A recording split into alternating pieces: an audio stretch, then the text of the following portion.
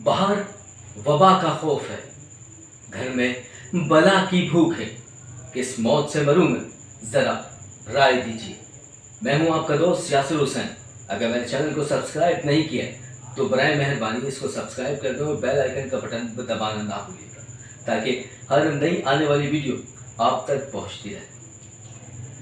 हमने पहले बात की लॉकडाउन की, करप्शन की, रिश्वतखोरी की, मंशियात की, हर तरह की बात की।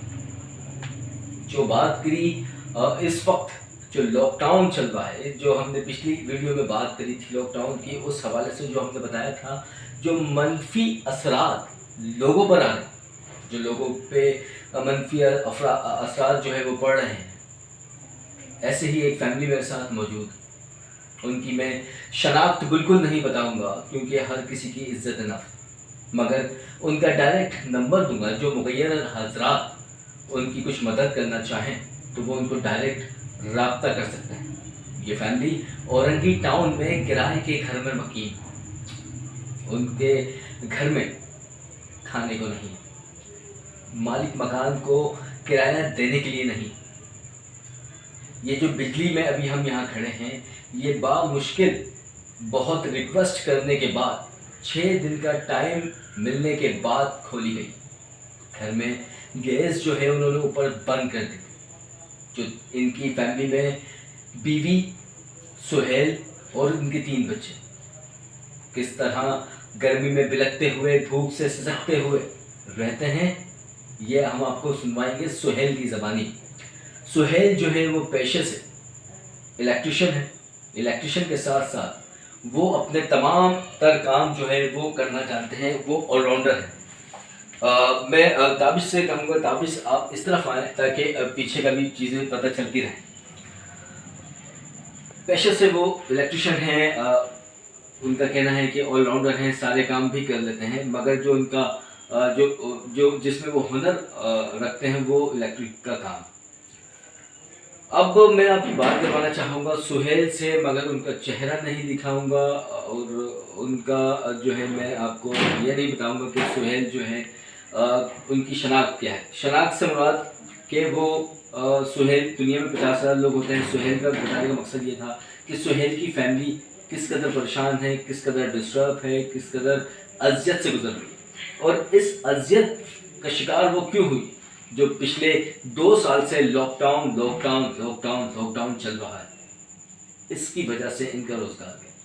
इससे पहले बेहतरीन जॉब वो कर रहे थे, मुख्तलिफ शॉपिंग मॉल्स में, निजी बैंक्स में वो जॉब कर रहे थे और अच्छी तनख्वाह जो है उनको वहाँ से मिलती थी। घर का किराया भी वो आराम से देते थे, घर में सुकून भी था, खाने के लिए भी था, बच्चों की पढ़ाई के लिए भी पैसे थे। मगर अब ऐसा कुछ नहीं। इससे पहले जिस मकान में वो रहते थे, उस मालिक मकान में किराया ना देने की वजह से सिर्फ चंद टकों के खातिर इनका टीवी, इनका वॉशिंग मशीन, इनका पानी का ड्रम सिर्फ 6,000 रुपये के लिए रोक लिया। ये ज़माना, ये लोग, दुनिया में बहुत सारे अच्छे लोग हैं मगर बहुत सारे बेहिस लोग।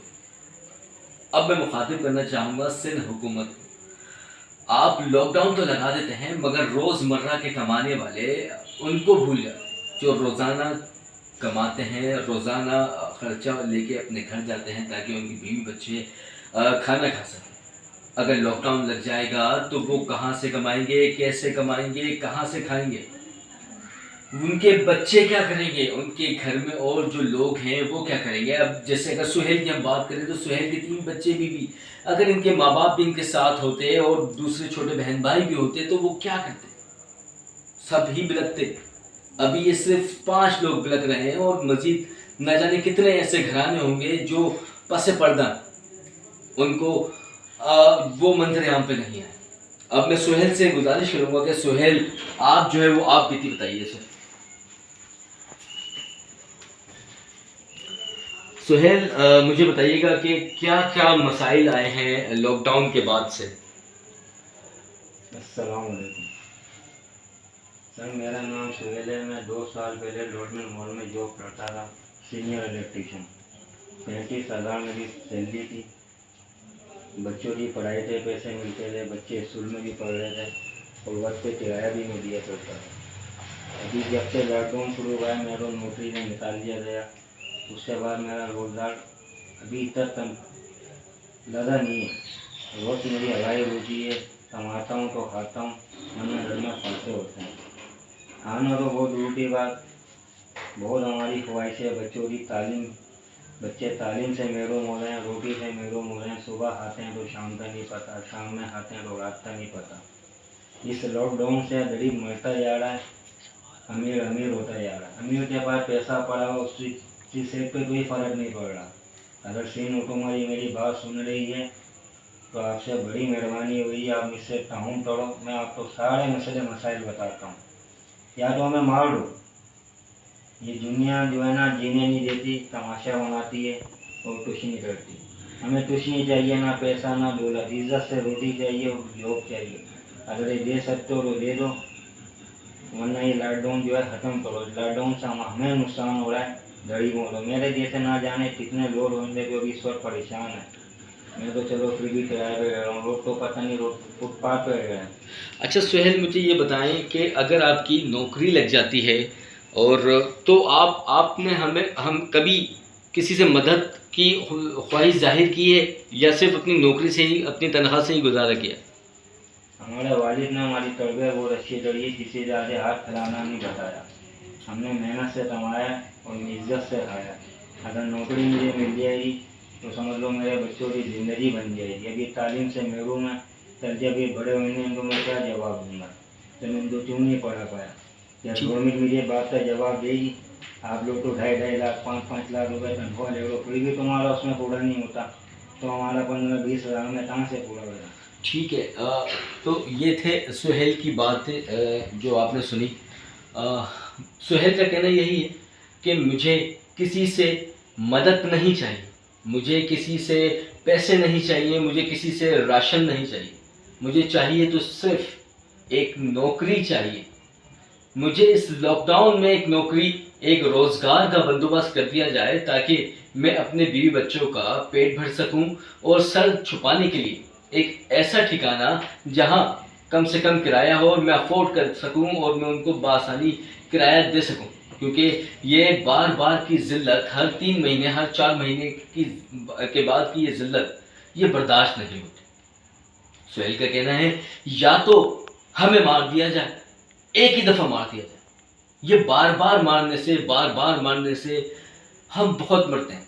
अपने बच्चों के आगे हम आंख नहीं मिला सकते, उनको कोई जवाब नहीं दे सकते। जब सुहेल ने बताया कि उसकी 3 साल की बच्ची जब रात में दूध मांगती है, खाना मांगती है, तो सुहेल के पाँव के नीचे से ज़मीन निकल जाती है। क्या जवाब देंगे उसको इसके बच्चों की भूख का? हज़रत उमर फारूक रज़ी अल्लाह ताला अन्हु के ज़माने में कोई एक शख्स भूखा रहता था तो वो कहते थे कि सारा इल्ज़ाम मुझ पर, अगर कोई कमी पेश हुई हो तो अल्लाह पाक मुझे माफ़ फरमाए। आप क्या कहेंगे? क्योंकि सिंध में हुकूमत मुराद अली शाह साहब आपकी है, ये जिम्मेदारी, ये पूरे कराची, पूरे सिंध के जितने भी अवाम, इन सब की जिम्मेदारी आप पे बनती है। ये तस्वीर का मैंने आपको एक रुख दिखाया। अब आगे मैं आपको दिखाऊंगा कि किस तरह सिंध हुकूमत के मातहत चलने वाला इदारा, मैं उसका नाम न लूँगा तो ज़्यादा बेहतर है, क्योंकि मैंने इतनी दफ़ा उस इदारे का नाम लेके बताया, सबूतों के साथ बताया, अब तो मुझे खुद को शर्म आती। वो इदारा तमाम तर कारोबार के पैसे लेकर उनको खोलने की इजाज़त देता। तो ये कहाँ का लॉकडाउन? लॉकडाउन सिर्फ गरीबों के लिए लगाया गया है? क्या इन कारोबारी शख्स के लिए लॉकडाउन नहीं है? क्या उस इदारे के लिए जो सिंध गवर्नमेंट के मातहत आते हैं, वज़ीर आला साहब आपके मातहत आते हैं, क्या इनको ये अमल दरामद नहीं करवाना चाहिए कि दुकानें बंद रखनी है, कारोबार बंद रखना है, मार्केट्स बंद रखवानी है? इनको अमल दरामद करवाना है, ना कि उनसे पैसे लेकर उनको खुली छूट दे दी जाए। क्योंकि जो इदारे की मैं बात कर रहा हूँ वो तनख्वाहें तो ले रहा है, उसके अलावा ना जाने छोटी बड़ी मार्केटों से कितने कितने पैसे वसूल करके दुगना तिगना कमा रहा। मगर सुहेल जैसे लोग वो किस तरह से कमाएं, किस तरह से अपना घर चलाएं, ये जवाब देना है आपको। बहुत शुक्रिया।